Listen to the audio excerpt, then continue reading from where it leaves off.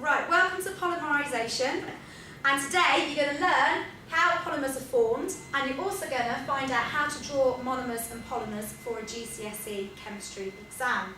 So, to do this, you need to find out about 4 key words.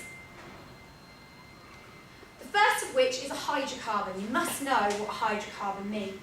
And all that a hydrocarbon is a molecule that is made up of hydrogen and carbon atoms. Simply all it is.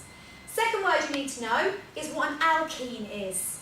Okay, an alkene is a special type of hydrocarbon with at least one double bond. Because it's got a double bond, we say that it's unsaturated. You also need to know what monomer means. Now, monomer comes from the Greek word mono, meaning one, and the Greek word meros, meaning parts. So it's basically just a word for one part. Secondly, you've got the word polymer, and that means many parts, because poly means many in Greek, and meros means parts. So you've got polymers meaning many parts, monomers meaning one part. Okay, so how does it happen? The name of the process that takes monomers and turns them into polymers is called addition polymerisation.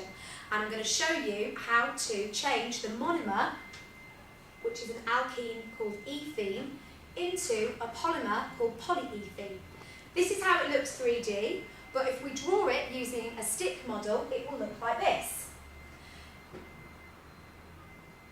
Now what we're looking at is that an ethene molecule has a carbon-to-carbon double bond, and it has 4 hydrogen atoms attached.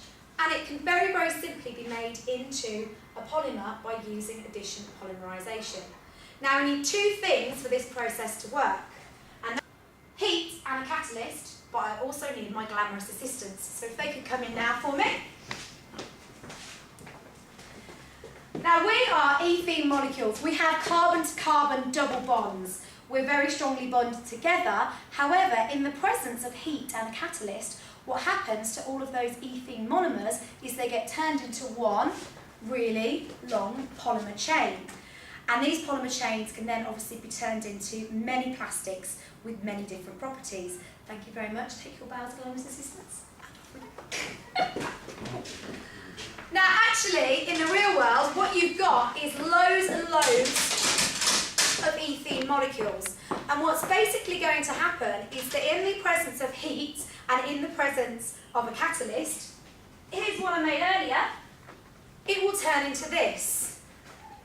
And all that's actually happening here is that if I take 2 ethene molecules, we break apart the double bond, and we break apart another double bond, and the bonds that are remaining, and this is a covalent bond, will connect up. And that will happen between all of the different carbon atoms, forming very long polymer chains that can then be made into lots of different plastics.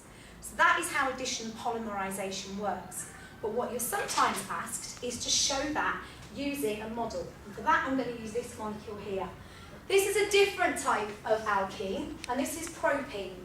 Propene actually contains 3 carbon atoms with 1 carbon-to-carbon double bond in it. Now, in its current form, it is not actually simple enough for us to show how it would turn into a polymer. So we need to break this down. And what we do is this. We draw it in a simple form. So we take away this molecule here. You always draw in, first of all, your carbon-to-carbon bond, and then you straighten out your hydrogen atoms.